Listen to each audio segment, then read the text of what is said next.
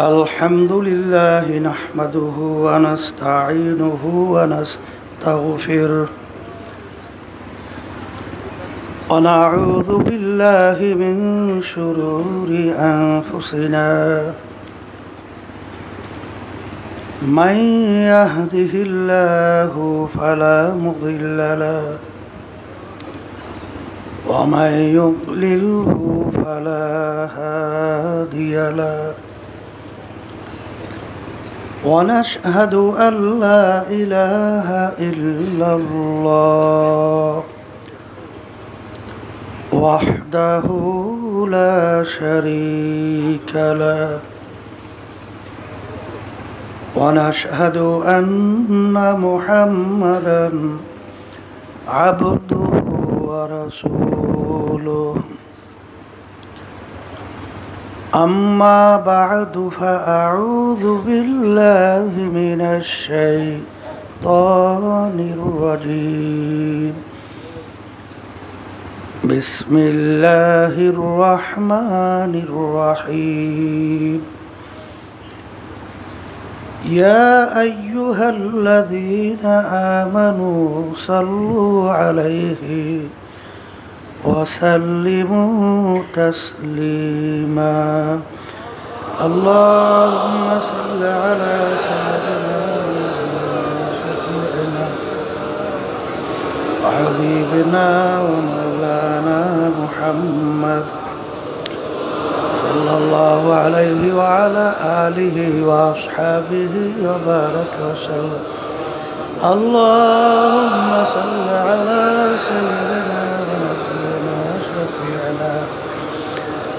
وحبيبنا ومولانا محمد صلى الله عليه وعلى آله وأصحابه وبارك وسلم اللهم صل على سيدنا ونبينا شفيعنا وحبيبنا ومولانا محمد صلى الله عليه وعلى آله وأصحابه وبارك وسلم أعوذ بالله من الشيطان الرجيم بسم الله الرحمن الرحيم قل إن صلاتي ونسكي ومحياي ومماتي لله رب العالمين صدق الله العلي العظيم وقال رسول الله صلى الله عليه وسلم إنما الأعمال بالنيات শুকরিয়া আদায় করতেছি মহান রব্বুল আলামিনের দরবারে। রব্বুল আলামিন চরমোনাইতে অগ্রহায়ণ মাসের মাহফিল প্রতিষ্ঠিত করে গেছিলেন আমার দাদাজান রহমতুল্লাহি আলাই, আর মাদ্রাসা মক্তব আকারে শুরু করে গেছিলেন আমার আব্বাজানের নানাজান, যার নামে মাদ্রাসা আহসানুল্লাহ রহমতুল্লাহি আলাই। তার ধারাবাহিকতায় প্রায় আজকে 100 বছর হয়ে গেল। আলহামদুলিল্লাহ, আল্লাহর কুতুবদের ইখলাসের বাদাউলাতে আল্লাহ রাব্বুল আলামিন চরমোনাই মাদ্রাসা এই তরিকাকে আল্লাহ রাব্বুল আলামিন কবুল করছেন। সবাই বলি আলহামদুলিল্লাহ।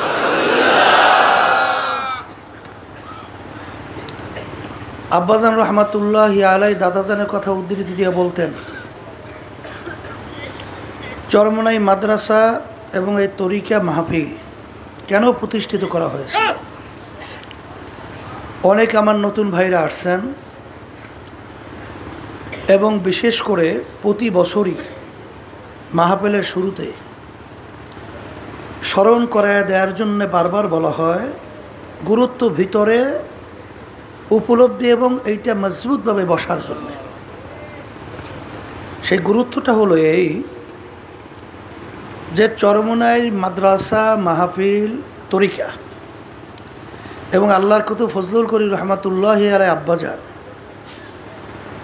যে প্রতিষ্ঠানগুলো রেখে গেছেন বাংলাদেশ কোরআন শিক্ষা বোর্ড, দিন কায়েম সংগঠন অর্থাৎ ইসলামী আন্দোলন বাংলাদেশ এবং এর সহযোগী সংগঠনগুলো,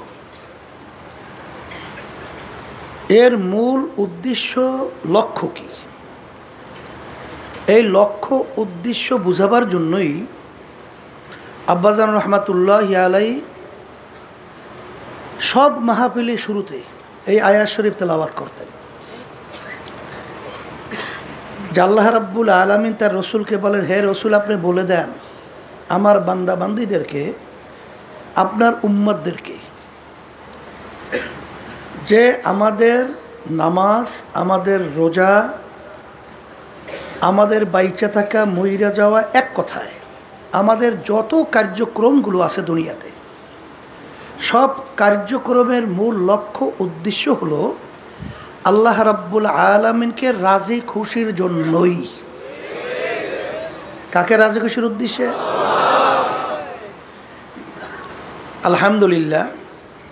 আর আব্বাজান রহমাতুল্লাহ আলাই বুখারী শরীফের প্রথম হাদিস, মিশকাত শরীফের প্রথম হাদিস, বুখারী রহমাতুল্লাহ আলাই বুখারী শরীফ লিখে গেছেন, আপনারা জানেন অনেকেই, যে কোরআনুল কারিমের পরেই সমস্ত মুহাদ্দিসিন কিরাম একমত যে দুনিয়ার ভিতরে সহি কিতাব, বিশুদ্ধ কিতাব,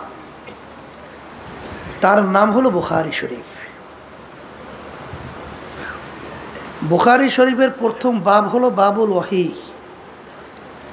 ওহির প্রকারভেদ, ওহি সম্পর্কিত আলোচনা, ওহি কিভাবে নাজেল হলো। কিন্তু এখানে হাদিস তেলাওয়াত করা হইল নিয়াতের হাদিস। মিশকাত শরীফের প্রথম হাদিস কিন্তু এই হাদিস নিয়ে আসছেন নিয়াতের হাদিস।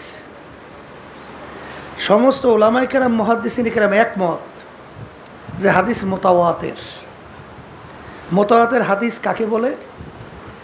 এই হাদিসের উপরে সন্দেহ তো দূরের কথা, সন্দেহের ঘেরান আসারও সম্ভাবনা নাই। এত সংখ্যক রাবি মানে বর্ণনাকারী এ হাদিস বয়ান করছেন, এই হাদিসকে হাদিস মুতাওয়াতির বলা হয়।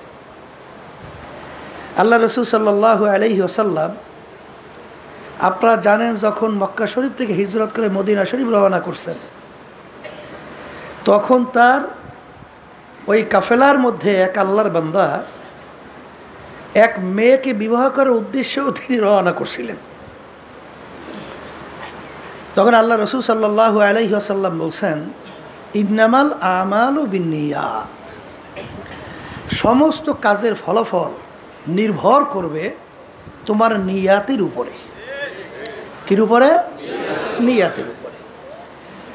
যদি কেউ হিজরত করো এই নিয়াতে, ফা হিজরতুহু ইলাল্লাহি ওয়া রাসূলিহি, আল্লাহ এবং আল্লাহ রাব্বুল আলামিনের রাসূলকে রাজি খুশির উদ্দেশ্যে, তাহলে তোমাদের হিজরতটা আল্লাহ এবং আল্লাহর রসুলকে খুশি করার উদ্দেশ্যেই হবে। অর্থাৎ আল্লাহ এবং আল্লাহর রসুলকেই পাইয়া যাবা। বলেন এক কথা, আল্লাহ এবং আল্লাহর রসুলকেই পাইয়া যাবা। আর যদি তোমাদের হিজরতটা হয় দুনিয়া অথবা কোনো মেয়েকে বিবাহের উদ্দেশ্যে, তাইলে তোমরা দুনিয়া অথবা এই মেয়েকেই পাবা, কিন্তু আল্লাহ রাব্বুল আলামিনের কাছে এই হিজরত, এই কষ্টের বিনিময় আর কিছুই পাবা না। তো এখানে আপনারা বাড়িঘর ছেড়ে, কাজকর্ম ফেলাইয়া, কামাই রোজগার বাদ দিয়া এই কষ্ট স্বীকার করে অনেক আমার ভাইরা আছেন, অনেক দুনিয়ার দিক থেকে আল্লাহ অনেক সম্পদ দান করছেন, অনেক আপনারা টাকা পয়সা সহ অনেক আরামায় এসে থাকেন, আমরা তো অনেক চিনি। কিন্তু এখানে আইসা দিন রাত্র ঠিকমতো শরীরের, এক কথায় আপনার তবিয়তের বিরুদ্ধে কষ্ট করতেছেন, দিন রাত্র কাটাইতেছেন, কষ্ট হইতেছে। এই যে কষ্ট করতেছেন, আসছেন সব কিছু বাদ দিয়া, যদি অন্য কারো কোনো নিয়াত থেকে থাকে, এক সাইডে আমার ভাইরা আছে, হয়তোবা এলাকায় মেম্বারি করবে, চেয়ারম্যানই করবে, অথবা এমপি, সামনে হয়তোবা সুযোগ, ইসলামী আন্দোলন আলহামদুলিল্লাহ সর্বত্র, চরমনাই মুহিব্বিন মুজাহিদ সর্বত্র বাংলাদেশের সব অঞ্চলেই তো আলহামদুলিল্লাহ কম বেশি আছে না। তাদের আমাদের সমর্থন হইলে আমার একটু এই এই পদে নির্বাচন কইরা পাশ করতে সুবিধা হয়। এই নিয়তে যদি কেউ আইসা থাকেন, অথবা কেউ যদি আসেন যে আমার রোগ ব্যাধি ভালো হয় না দেখি ওখানে এই ওলামায়ে কেরাম, আসাতেজে কেরাম এবং অনেক জাকিরিন, অনেক আল্লাহর খাস বান্দারা আছে, ওখানে যাওয়ার পরে দেখি আমার এই রোগ ভালো হয় কিনা।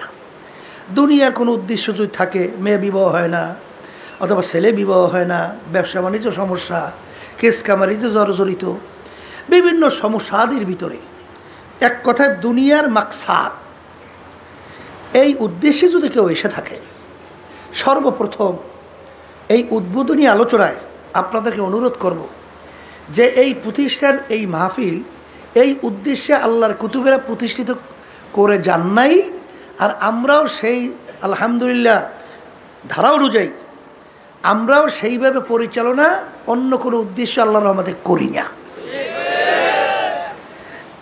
এই মাহফিলের একমাত্র উদ্দেশ্য হলো যে আল্লাহর পথ ভোলা বান্দাদেরকে আল্লাহর পরিচয় লাভ করিয়া, আল্লাহর সঙ্গে সম্পর্ক তৈরি করিয়া, এক কথায় আখেরাতের যে স্থায়ী জিন্দিগি যার শুরু আছে আর শেষ নাই, ওই জিন্দিগির সম্বল সম্পদ এখান থেকে কামাই করে তারপর রওনা করার জন্যই এই আল্লাহর কুতুবেরা প্রতিষ্ঠান প্রতিষ্ঠিত করে গেছেন। এখন আমার ভাইদেরকে বলবো, যারা দুনিয়ার কোনো মাকসাদে আইসে থাকেন, এখনই নিয়তকে পরিবর্তন করেন। কারণ আমার আব্বাজান বলতেন, আমরা আবারও বলছি স্মরণ করা এদের জন্য, আমরা কিন্তু কোনো তাবিজ তুমারও জানি না। অনেকে তো মনে করেন যে অনেক সময় মোবাইল করে, হুজুর আমার এই অসুবিধা, হুজুর আমার একটু ব্যবস্থা দেন, মানে একটু কোনো তদবির করেন। আমি বললাম যে ভাই আমরা তো তাবিজ তুমার জানি না, আর তদবিরও জানি না। আব্বাজানও বলতেন তাই। কলতা হুজুর বিভিন্ন সময় যে আপনারা পানিতে ফু দেন, বলে এটা তো একটা দোয়া পইরা কোরআন কারীম আয়াত তেলাওয়াত কইরা তারপর ফুক দেই পানিতে সুন্নাত হিসাবে।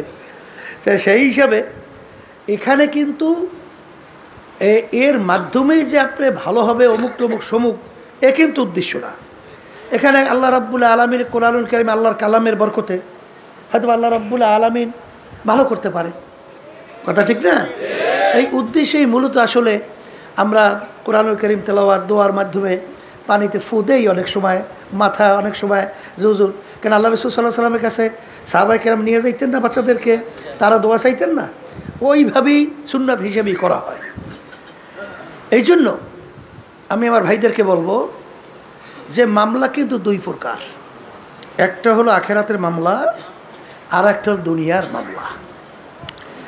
দুনিয়ার মামলায় যদি কেউ ঠগে 5 বার 10 বার চেষ্টা করে আবার জিতবার আশা করতে পারে, কিন্তু আখেরাতের মামলায় একবার যদি কেউ ঠগে আর দ্বিতীয়বার দুনিয়াতে আসা, আপিল করা, জেতা কোনো সুযোগ আছে? আর কোনো সুযোগ নাই।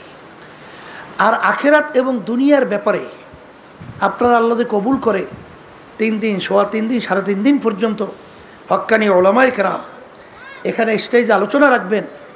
আল্লাহ যেন সবাইকে ইখলাস নিয়ে আলোচনা করার তৌফিক দান করে, এবং আমরা যারা শুনবো আল্লাহ রাব্বুল আলামিন যেন একমাত্র তাকে রাজি খুশির উদ্দেশ্যেই শোনার তৌফিক দান করে। কারণ আল্লাহ রাব্বুল আলামিন তো তাকাইয়া থাকেন বান্দাবান্দির দিলের দিকে। ইন্নাল্লাহা লা ইয়ানজুরু ইলা সুওয়ারিকুম ওয়া আ'মালিকুম ওয়ালাকিন ইয়ানজুরু ইলা নিয়াতিকুম ওয়া কুলুবিকুম আও কামা ক্বালা আলাইহিস সালাতু ওয়াস সালাম। আল্লাহ রাসূল সাল্লাল্লাহু আলাইহি ওয়াসাল্লাম বলছেন যে আল্লাহ রাব্বুল আলামিন বান্দাবান্দির বাহ্যিক আমলের দিকেই শুধু তাকাইয়ে থাকেন না, আল্লাহ রাব্বুল আলামিন বান্দাবান্দির দিলের দিকে তাকাইয়ে থাকেন, যে আমার বান্দাবান্দির দিলের নিয়তের অবস্থানটা কি। যেখানে আমরা আসছি ও আর শুনতেছি, এক শ্রেণী বাবার হয়তো বা থাকতে পারে যে দেখি হুজুর একটু ভুল ধরতে পারে কিনা, তাহলে এটা প্রচার করতে সুবিধা হয়, এরকম এক শ্রেণী থাকতে পারে না? আবার দেখি এখানে কোনো দোষ ত্রুটি পাওয়া যায় কিনা, এইটা প্রচার করতে খুব সুবিধা হয়, এরকম এক শ্রেণী থাকতে পারে না? আপনি ভুলই ধরতে পারবেন আর ভুলই প্রচার করতে পারবেন, কিন্তু আসলে এখানে যেই উদ্দেশ্যে প্রতিষ্ঠান প্রতিষ্ঠিত করা হয়েছে এই বরকত আর পাবেন না, কথা ঠিক না? আল্লাহ রাব্বুল আলামিন তো বান্দাবান্দির দিলের দিকে, অন্তরের দিকে তাকাইয়ে থাকে যে আপনার আমার দিলের অবস্থানটা কি, আপনার আমার নিয়াতটা কি। হ্যাঁ, এখানে যারা আসছেন নিয়াতকে পরিবর্তন করে বসেন। আর আখেরাত এবং দুনিয়া সম্পর্কে পরিচয় লাভ করে।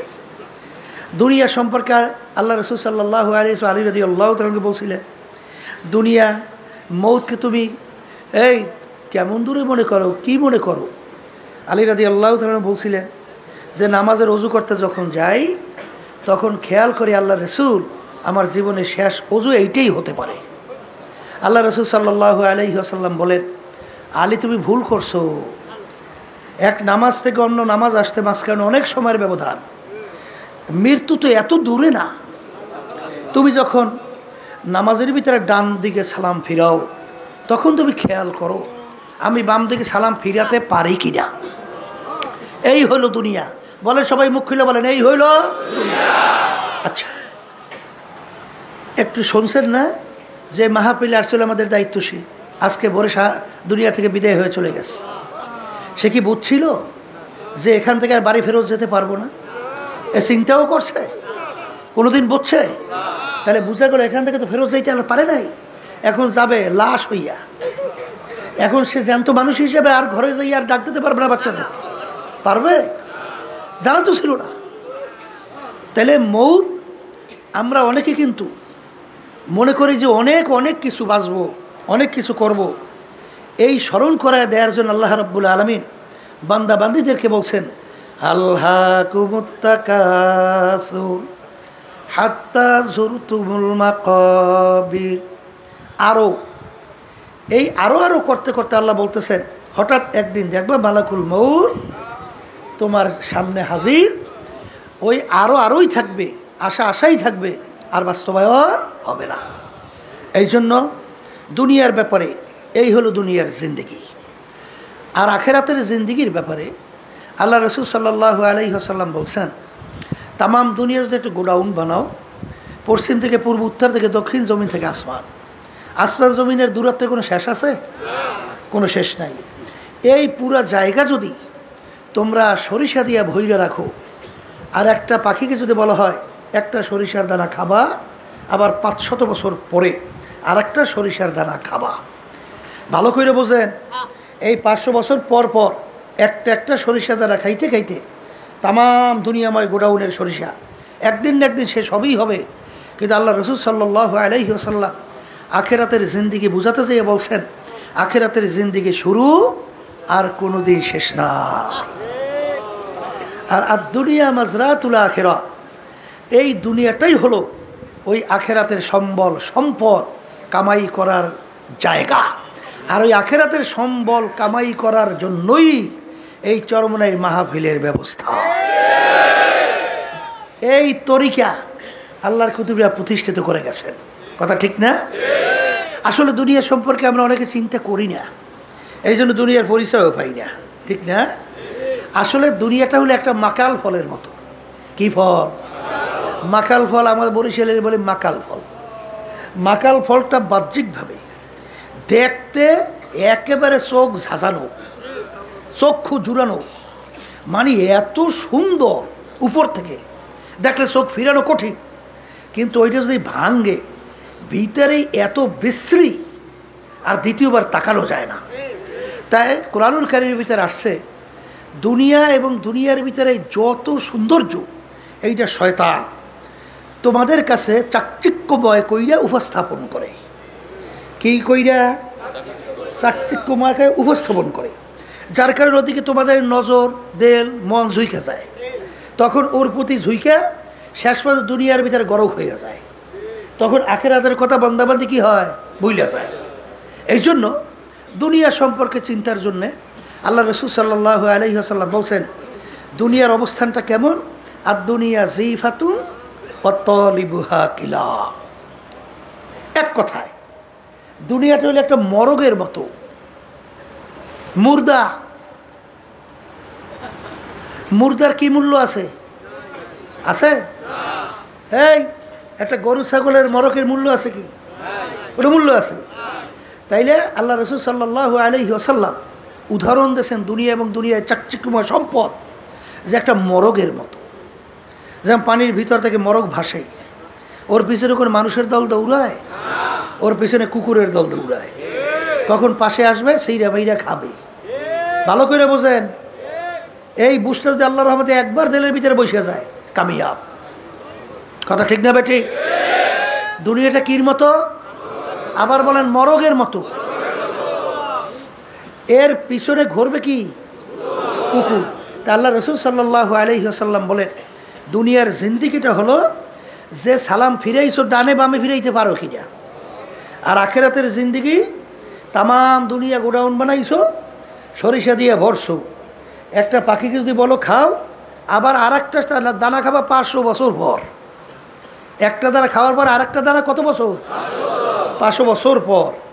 এরকম খাইতে খাইতে আল্লাহ রসুল সাল্লাল্লাহু আলাইহি ওয়াসাল্লাম উদাহরণ দিয়ে বলেন, তামাম দুনিয়াময় গোডাউনের সরিষা একদিন না একদিন শেষ হবে, কিন্তু আখেরাতের জিন্দিগি শুরু আর কোনোদিন শেষ নাই।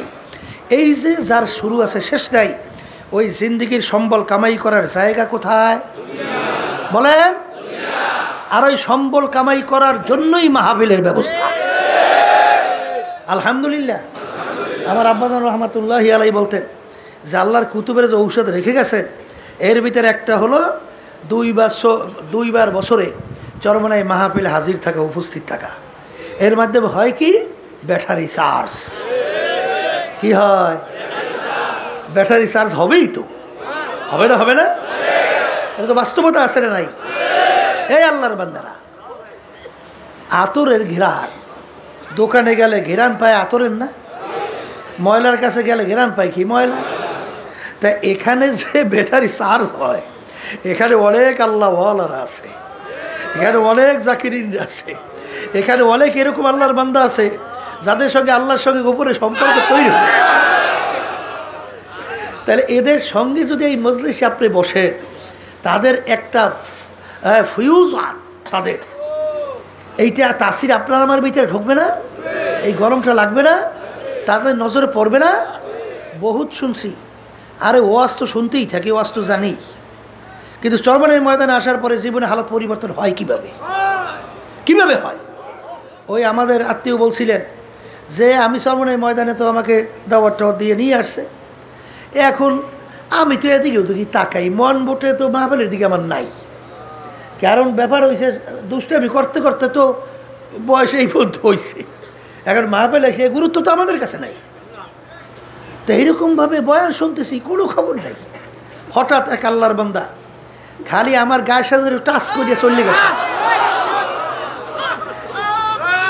এরপরে মনে হয় যেন মুহূর্তের ভেতরে কারেন্টে যেরকম শর্ট করে, এরকম শর্টের মাধ্যমে আমার জীবনে সব পরিবর্তন হয়ে গেল। এরপরে চক্ষু থেকে এই যে পানি বের হওয়া শুরু হয়েছে, আর পানি বন্ধ হয় না। তাহলে এখানে যদি আল্লাহর রহমতে আমরা 3 দিন 3.5 দিন পর্যন্ত নিয়াতকে সহি কইরা, জাল্লা তুমি যখন চরমনের ময়দানে নিয়েই আসছো, তোমার অলি না বানাইয়ে ফেরত দিও না। আল্লাহ রাব্বুল আলামিন তো বান্দা বান্দির দিলের দিকে তাকাইয়ে থাকে। আমাদের দিলের মধ্যে যদি দুনিয়ার অন্য কোনো নিয়াত থেকে থাকে, এই উদ্বোধনী বৈঠকে আমি অনুরোধ করব যে আমাদের নিয়াতকে পরিবর্তন করি, যে আমরা চরমনাইতে একমাত্র আসছি আল্লাহ রাব্বুল আলামিনকে রাজি খুশির উদ্দেশ্যে এবং আল্লাহর পরিচয় লাভ করার জন্য, আল্লাহর সঙ্গে সম্পর্ক তৈরি করার জন্য। যদি এইভাবে আমরা এই মাঠে বসতে পারি, আল্লাহ রাব্বুল আলামিন কাউকে মাহরুম করবেন না, কাউকে মাহরুম করবেন না। কারণ আল্লাহ রাব্বুল আলামিন তো বান্দাবান্দি কখন আমাকে ডাক দেবে, আল্লাহ তো সেই অপেক্ষায় থাকে। উদউনি আস্তাজিব লাকুম, বান্দাবান্দি তুই আমাকে ডাক দিবি আর তোমার ডাকে আমি সাড়া দেব। আল্লাহ রাব্বুল আলামিন ডাকে সাড়া দিবে। তাই এইভাবে আমরা দিল তৈরি করিয়া আল্লাহ রাব্বুল আলামিনকে যদি অন্তর থেকে ডাক দিতে পারি, তো ওয়া ইয়াতাওয়াক্কাল আলাল্লাহি ফাহুয়া হাসবুহু, আল্লাহ রাব্বুল আলামিন আমাদের জিম্মাদার হবেন, যথেষ্ট হবেন। দিলের মালিক কেটা? জফুল কালাম কার হাতে? হাদিসের মধ্যে আছে, আল্লাহ রাসূল সাল্লাল্লাহু আলাইহি ওয়াসাল্লাম বলছেন যে আল্লাহ রাব্বুল আলামিন হাতে আমাদের কুদরতি দেহ, আমাদের দেল কার হাতে? এখন আল্লাহ রাব্বুল আলামিনের কাছে যদি বান্দাবান্দি ওই চাওয়ার মতো চাইতে পারে, তা আল্লাহ রাব্বুল আলামিন যেই দেলটা ছিল আগে 24 ঘন্টা দুনিয়ামুখী, সেই দেলটা কি ঘুরেই আল্লাহ রাব্বুল আলামিন আখিরাতমুখী করতে পারে না? কি পারে কি পারে না? মুহূর্তের মধ্যে পারে না? জানেন না মুসা আলাইহিস সালামের জামানায় 70,000 জাদুঘর ফেরাউন ঠিক করছিল না? এই সেখানে পাট পাকাই ছাইরা দেয়, বড় বাঘ হয়, বড় সিংহ হয়, সাপ হয়, অনেক কিছু হয়। তো মুসা আলাইহিস সালাম একা লাঠি নিয়ে দাঁড়াই রইছে। রব্বুল আলামিন বলে, হাতে কি মুসা? মাবুদ গো লাঠি ছেড়ে দাও।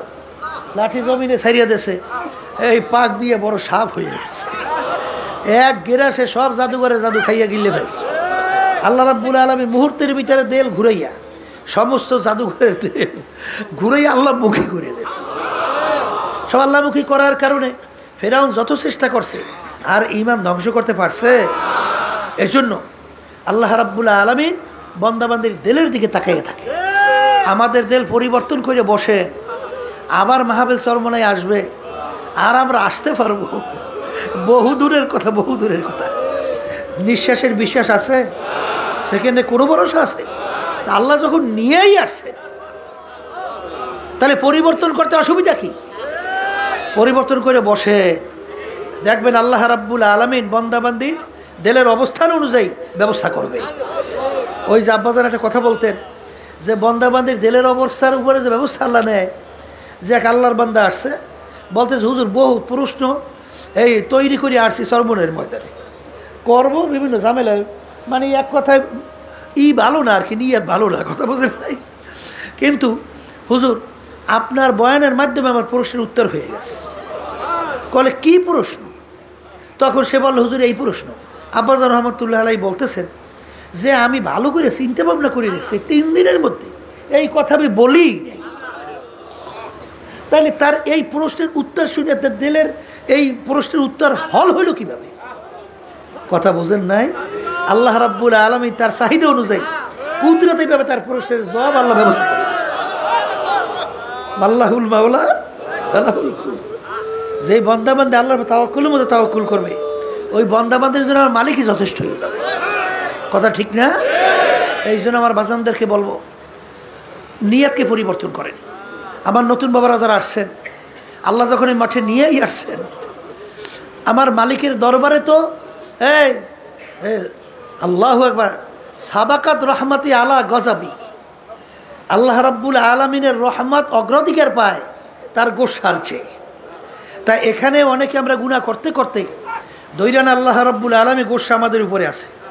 কিন্তু যখন আপনার দিল মন ভাঙ্গিয়া আল্লাহকে রাজি খুশির উদ্দেশ্যে আমরা যখন বসবো, তখন আল্লাহর রহমত অগ্রাধিকার পাবে। কথা ঠিক না? আর মানা আতানি ইয়ামশি আতাইতুহু হারওয়ালা, বান্দাবাদী যখন আল্লাহ রাব্বুল আলামিন পাওয়ার জন্য হাঁটিয়ে রওনা করবেন, রহমত দৌড় দিয়া তার কুদরতে কোলের ভিতরে জায়গা দেবে। ওয়াদা আল্লাহ করছেন না? তাই নিয়তকে পরিবর্তন করতে রাজি আছি। আল্লাহ আপনি কবুল করেন। আলহামদুলিল্লাহ। নিয়ত পরিবর্তন করে বসবেন না কেন? নিয়ত পরিবর্তন করবেন না কেন? কোন দুনিয়ার জন্য আপনি পাগল হয়েছে? যেই দুনিয়া সম্পর্কে আল্লাহ রসুল বলছেন কি, মরক মুর্দার কোনো মূল্য নাই। তা যারা নাকি অস্থায়ী জিন্দিগি এই মুর্দার পিছনে বইয়া, আখেরাতের স্থায়ী জিন্দিগি যার শুরু আছে শেষ নাই, এই জিন্দিগি যারা ধ্বংস করবে, আল্লাহ রসুল সাল্লাল্লাহু আলাইহি ওয়াসাল্লাম বলেন তারা হইল কুকুরের দল। কিসের দল? বলেন বলেন, কুকুরের দল। এখন বলতে পারেন যে হুজুর তাহলে দুনিয়াকে আমাদের লাগবে না? দুনিয়া বোঝা লাগবে। এই বোঝার জন্যই মাহফিলের ব্যবস্থা।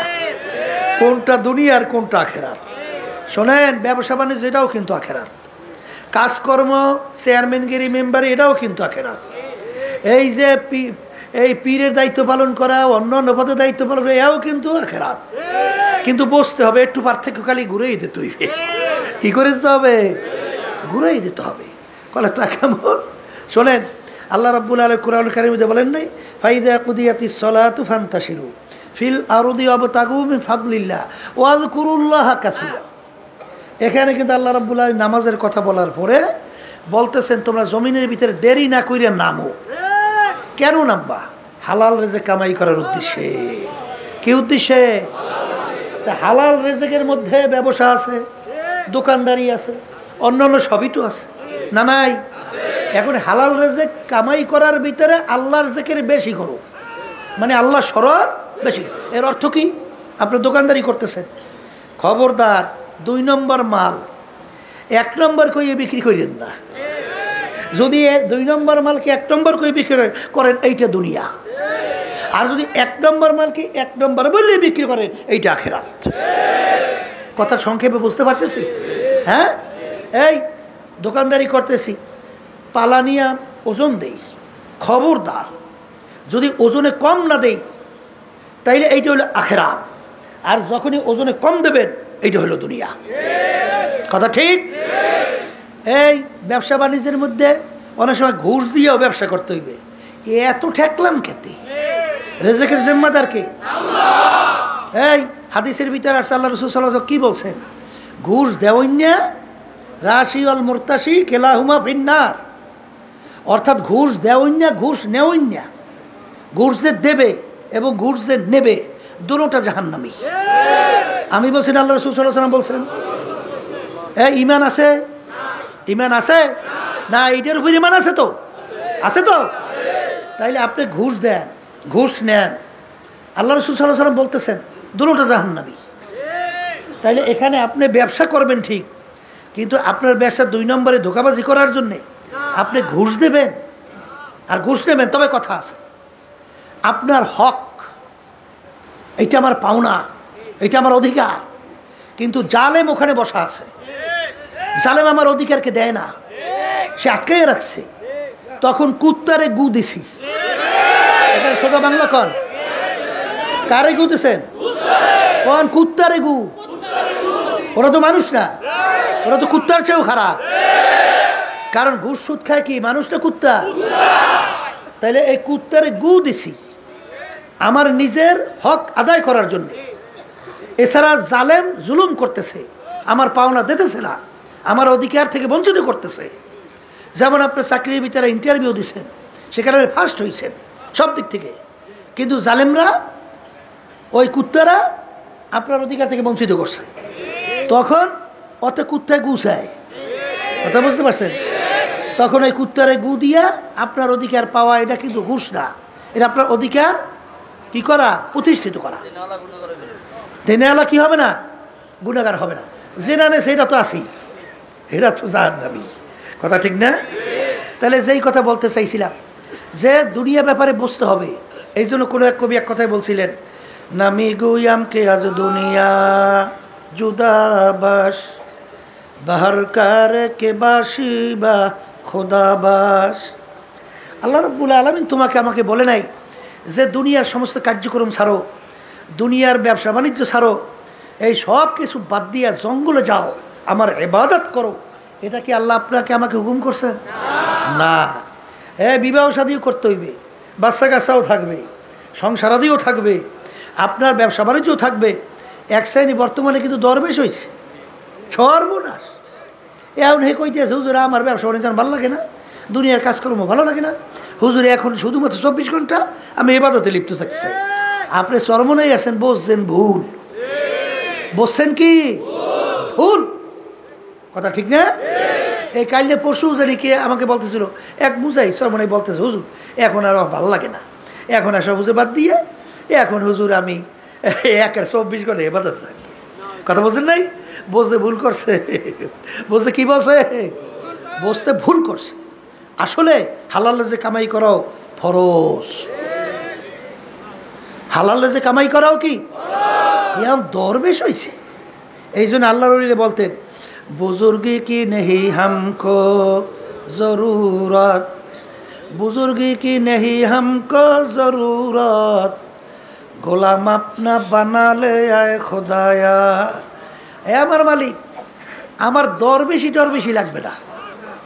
আমাকে মানুষ বুজুর্গ বলবে, আমাকে দরবেশ বলবে, এটা আমার দরকার নাই। দয়া মায়া করে তুমি আমাকে তোমার গোলাম হিসাবে কবুল করো। কথা ঠিক না? ওই শোনেন না মিয়া, যে তারা কত বড় আল্লাহর ওলি ছিলেন। হাকিমুল উম্মাহ আশরাফ থানভী রহমাতুল্লাহ আলাইহির ইতিহাস বলে দেখবেন যে অনেক সময় রেলের ভিতরে যাইতেন, যেখানে লোকজন বসে না, ওই সব জায়গায় হুজুর বুঝেই বই থাকত। কে হুজুর আপনি এখানে বসে রয়েছেন? আশরাফ আলী হাকিমুল উম্মাহ থানভী আমাদের বিশ্ববিখ্যাত কুতুব কলে বাজান ও লোকালয়ের ভিতরে ঝামেলা, এখানে একটু নিরিবিলি বসছি, একটু আল্লাহর জিকির করি। তাদের চিন্তাটাই ছিল সম্পূর্ণ ভিন্ন, আর আমাদের চিন্তাই ছিল সম্পূর্ণ আলাদা, ঠিক না?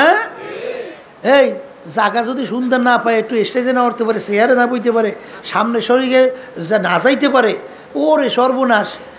তুমি কি আসলে কিসের পাগল? আল্লাহকে পাওয়ার পাগল হয়েছে না নিজের নফস আম্মারা ফুলাবার পাগল? কথা ঠিক না? এই জন্য দুনিয়ার হাকিকত বুঝতে হবে। দুনিয়াটা হচ্ছে মরগের মতো। আল্লাহ রাসূল সাল্লাল্লাহু আলাইহি ওয়াসাল্লাম বলেন, এর পিছনে যারা পড়বে আখিরাতকে ভুলবে তারা দুনিয়ার কুকুরের দল। কথা ঠিক? এখন চরমরাইতে আসছি কাকে রাজি খুশির উদ্দেশ্যে। আর একটু আস্তে কর, আল্লাহ আপনি কবুল করে না, আল্লাহ আপনি কবুল করে না। তাই যদি এই নিয়তি আলহামদুলিল্লাহ আসতে পারি, তাহলে আল্লাহ রাব্বুল আলামিন সেইভাবেই আল্লাহ রাব্বুল আলামিন আপনার আমার জন্য ব্যবস্থা করবেন, আল্লাহকেই পাইয়ে যাবেন।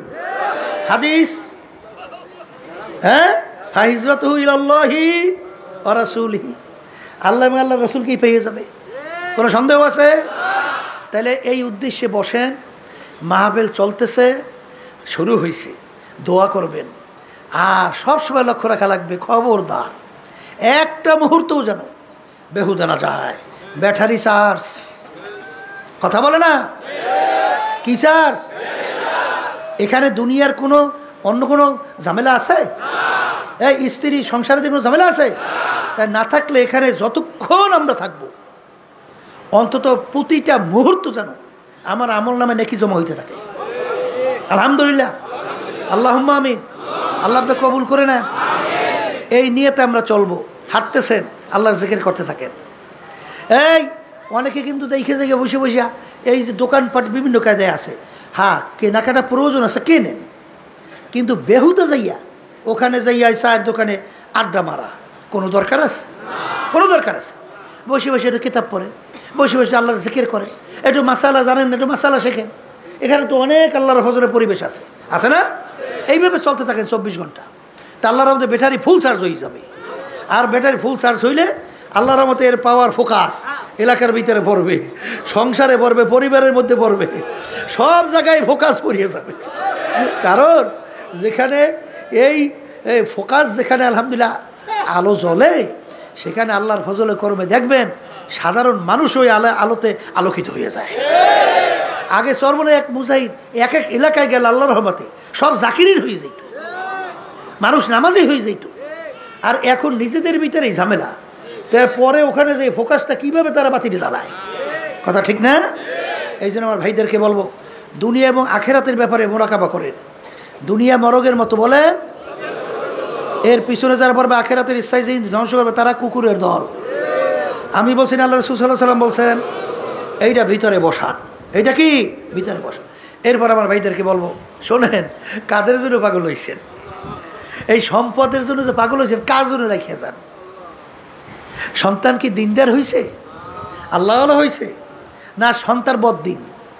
যদি সন্তান বদ্দিন হয়, আপনার এই কষ্ট কইরা যে সম্পদ, রাত্রকে রাত্র বলেন নাই, দিনকে দিন বলেন নাই, ঘুমকে ঘুম বলেন নাই, যাদের জন্য রেখে গেছেন, এই সম্পদ তো বরঞ্চ আপনার জন্য আরো বিপদ বোঝা হবে।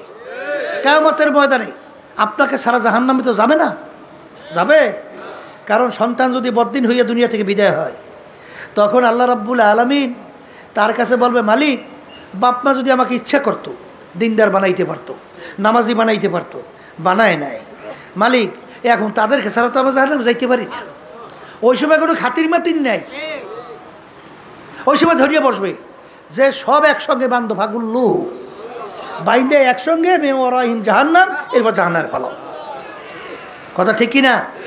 এই জন্য দেখবেন আল্লাহ রাব্বুল আলামিন আপনাকে আমাকে নির্দেশ করছেন, উ আনফুসাকুম ওয়া আহলিকুম নারা, নিজে জাহান্নামের আগুন থেকে বাঁচাও, আহাল পরিবার পরিজনকে জাহান্নামের আগুন থেকে বাঁচাও। অনেক মুজাহিদরা চেষ্টা করে, অনেক দিনদাররা চেষ্টা করে, কিন্তু বর্তমানে এই যুগে বাচ্চাদেরকে দিনদার হওয়া, দিনদার বানানো বড় কঠিন। তবে সন্তানদেরকে দিনদার বানাবার জন্যে প্রথম ক্ষেত্রটা কিন্তু মা। মায়ের কাছে প্রায় বাচ্চারা 6-7 বছর পর্যন্ত থাকে। মা যদি দিনদার হয়, মা যদি দিনের প্রতি আগ্রহ থাকে, তখন ওই বাচ্চাদেরকে ছোটোবেলা থেকেই তখন তাকে শিখায় যে নামাজে যাওয়ার ব্যাপারে। ওই এক অফিসারের সাথে কথা হইতেছিল, হ্যাঁ বড় অফিসার বাংলাদেশে, নাম বলা দরকার নাই, দেখি কপালে নামাজের দাগ। তা আমি জিজ্ঞেস করতেছি যে আপনি তো তাহলে দেখা যায় নামাজ পড়ে। তখন হাঁস দিয়ে বলতেছে, হুজুর যে 7 বছর বয়স থেকে আল্লাহর রহমতে আমি নামাজ পড়ি। কলে কিভাবে? কলে হুজুর আমার আম্মা, আমার মা, আমি যদি হুজুর নামাজ না পড়তাম আমার মা আমাকে ভাতই পাক করতো না, বাদ দিতই না, বলতো তুই নামাজ না পড়লে তোর ভাত পাক করতে আমি পারবো না। এর জন্য মেয়েদেরকে দিনদার বানান। দিনদার স্ত্রী যদি ঘরের ভিতরে থাকে, বেহেশত একটা পরিবেশ সেই ঘরের মধ্যে।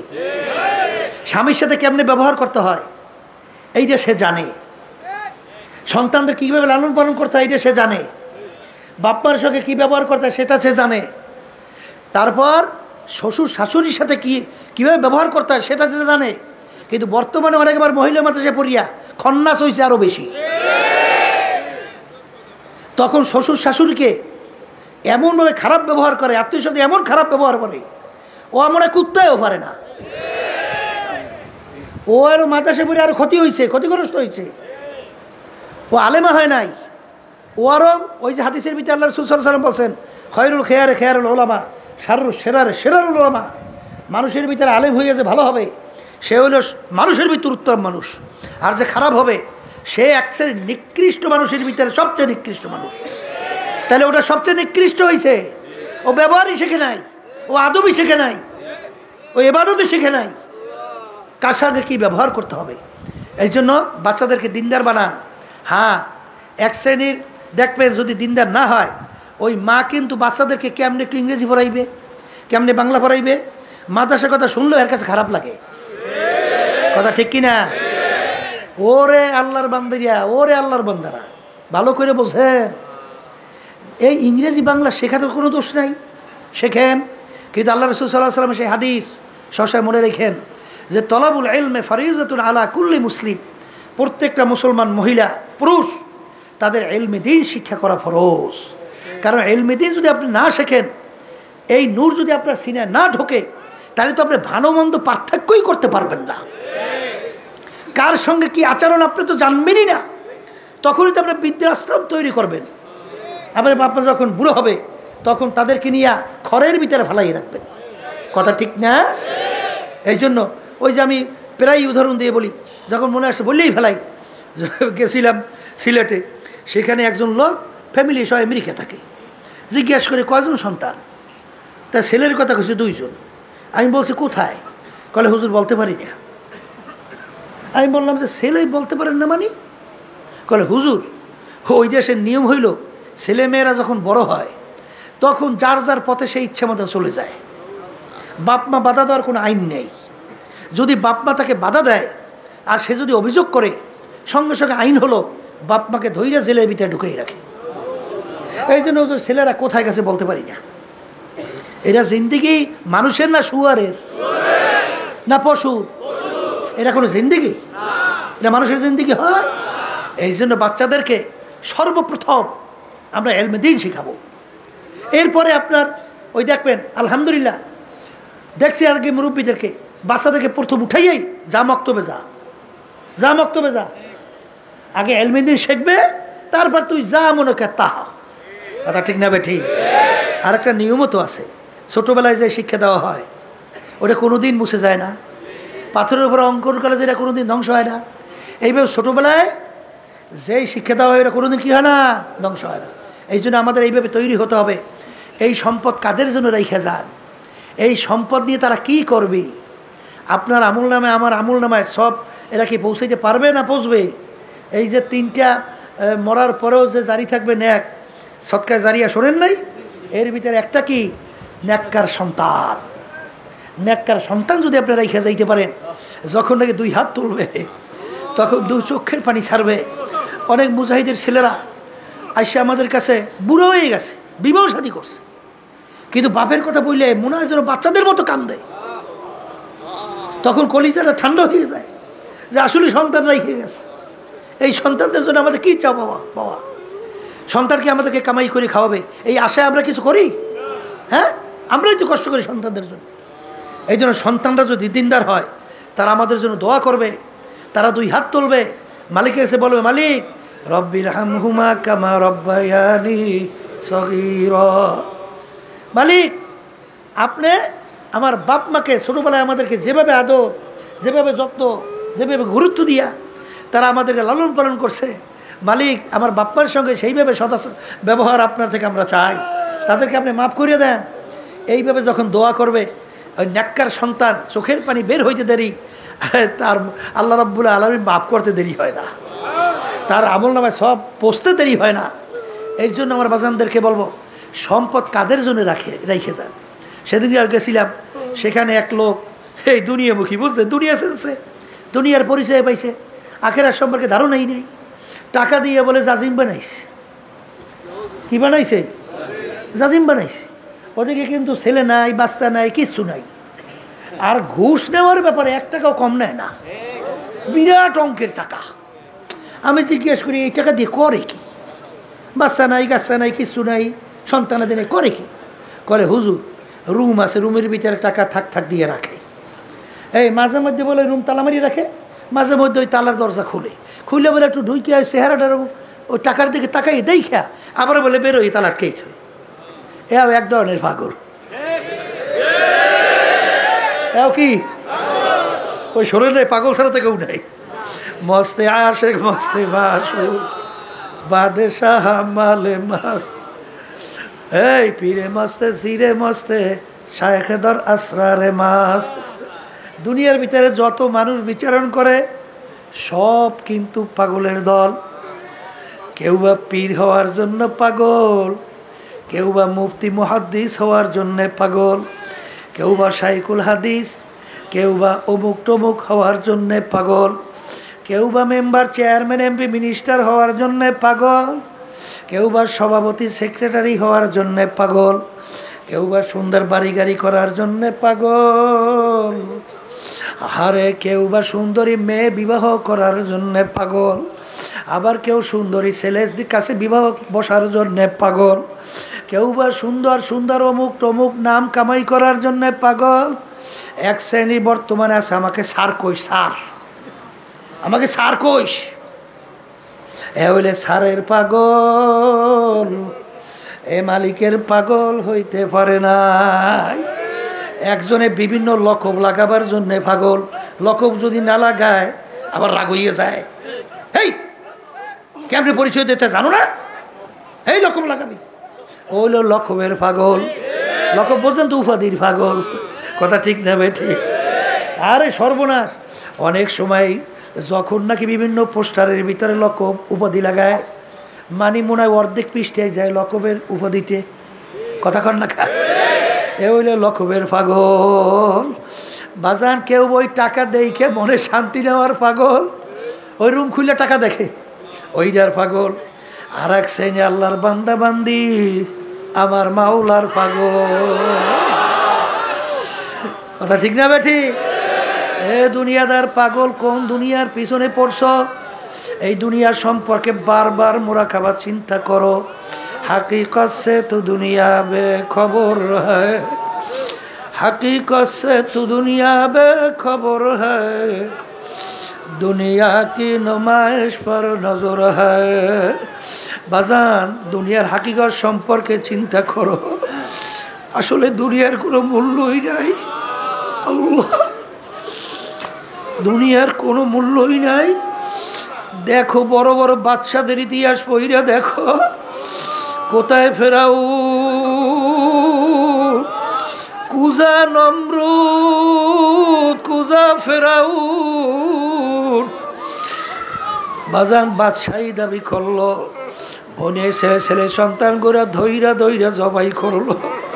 কই ফেরাউনের কোনো পাত্তাও পাওয়া যায় না, নমরুদের কোনো পাত্তা নাই। বাজান বাংলাদেশের ভিতরে অনেক বড় বড় বড় বড় ক্ষমতা সম্পন্ন নেতারা কই যাদের হুঙ্কারে মনে হয় যেন বাংলার মাটি থর থর করে কাঁপত, আজকে যাই দেখো হাইকোর্টের মাজারে পইরে আছে। কোনো ভালো দিনদার আল্লাহওয়ালা মানুষ কবরের কাছে একটু সালামও দেয় না, বরঞ্চ বলে শয়তানটা মরছে ভালো হয়েছে। এ দুনিয়াদার পাগল, আর জানে নাকি আমার মাওলার পাগল। বাজার দুনিয়াতেও বাদশাহ, আখেরাতেও বাদশাহ। এ দুনিয়াদার পাগলরা কোন সম্পদের ভিতরে, কোন অট্টালিকার মধ্যে, কোন বিল্ডিংয়ের ভিতরে, কোন গাড়ি বাড়ির ভিতরে শান্তি তালাশ করো, আসলে ওর ভিতরে শান্তি নাই। আসলে শান্তি হইল অন্তরের শান্তি। আর অন্তরের শান্তি আমার মাওলা রাখছে তার জিকিরের মধ্যে। অন্য কোনো জিনিসের ভিতরে আমার মালিক অন্তরের শান্তি রাখে নাই। এই জন্য আমার বাজানদেরকে বলবো, পর্দালে মামুনদেরকে বলবো, যখন আমার মালিক চরমনের ময়দানে নিয়ে আসছে, আমার মালিক বড় দয়ার মালিক, আমার মালিক বড় মায়ার মালিক। বন্দাবান্দি যখন আমার মালিককে পাওয়ার জন্যে তার দিলটাকে ভাইঙ্গা অপেক্ষায় থাকে, এক আল্লাহর ওলি বলে, মালিক, আমার মালিককে আমি ডাক দিয়ে অপেক্ষায় থাকি কখন আমার ডাকে জবাব দেবে। বন্দাবান্দি যখন আল্লাহু अल्लाह हकीकत से तू दुनिया बेखबर है, हकीकत से तू दुनिया बेखबर है, दुनिया की नुमाइश पर नजर है। বাজার যারা মানুষ তারা কিন্তু আখিরাত এবং দুনিয়া নিয়ে চিন্তা করবে। যখন তাদের কাছে দুনিয়ার পরিচয় আসবে তখন তারা দুনিয়াকে 3টা তালাক দিয়া দৌড় দেবে, তখন দুনিয়া তাদের পিছনে দৌড়ায়। আল্লাহ, কিন্তু দুনিয়া তাদেরকে আল্লাহু আকবার ধরতে পারে না। ঠিক আমার বাজানদেরকে বলবো, পর্দালে মা বোনদেরকে বলবো, যারা চরমনাইতে আসছেন বাজান নিয়াতকে সহি করেন, আমার মালিকের কাছে দোয়া করেন। আরে জিকির আজকারের ভিতরে থাকেন, মোরাকাবা মুশাহাদার ভিতরে থাকেন, আর ফিকিরের ভিতরে চিন্তার ভিতরে থাকেন, আর মালিকের কাছে দোয়া করতে থাকেন।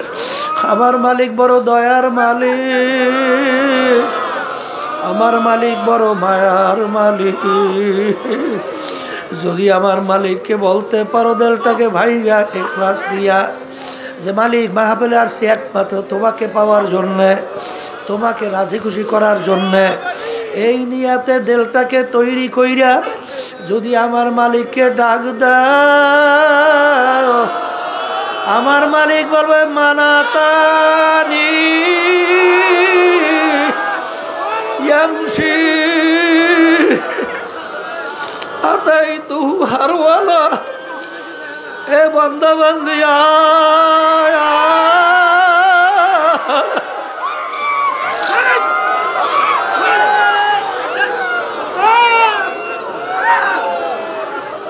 আয়, তোকে আমি জাহান্নামেও ফেলাবো না, শয়তানের হাতেও সবর্দ করবো না। আল্লাহ, বাচ্চার শক্তি নাই, মাকে টাইনা দুধ খাবে, কিন্তু বাচ্চার যখন দুধ খাওয়ার সময় হয় বাচ্চা ওয়া ওয়া কইরা কান্দে।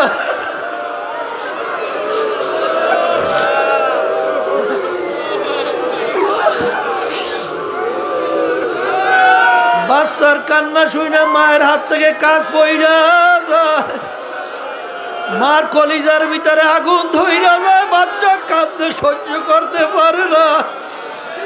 এই বান্দাবান্দি মা সন্তানকে যত মায়া করে তার সে 100,000 গুণ বেশি মায়া করে আমার মালিক বান্দাবান্দিকে। বান্দাবান্দি যখন দিলটাকে ভাইঙ্গা গুনার বোঝা মাথায় নিয়া যখন করুণ সুরে ভাঙ্গা ভাঙ্গা সুরে ডাক দেয়, হে আমার দয়ার মালিক,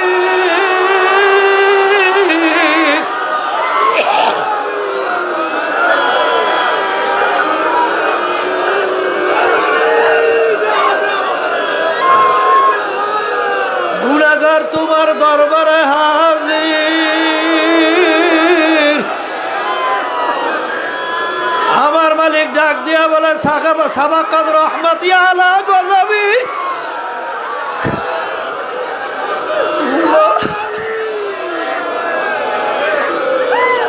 আমার গুসার সে আমার রহমত অগ্রাধিকার পাইয়া গেল। আল্লাহ আল্লাহ আল্লাহ, আপনি আমাদেরকে দয়া করে কবুল করে না। এ আমার মালিক মাঠের দিকে তাকাইয়া দেখে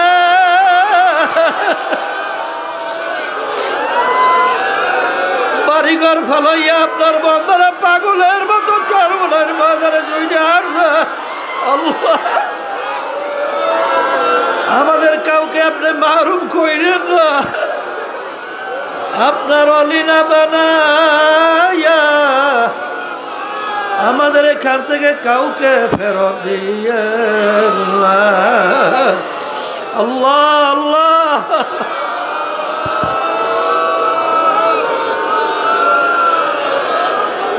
আল্লাহুম্মা আমিন। এ আমার দয়ার মালিক,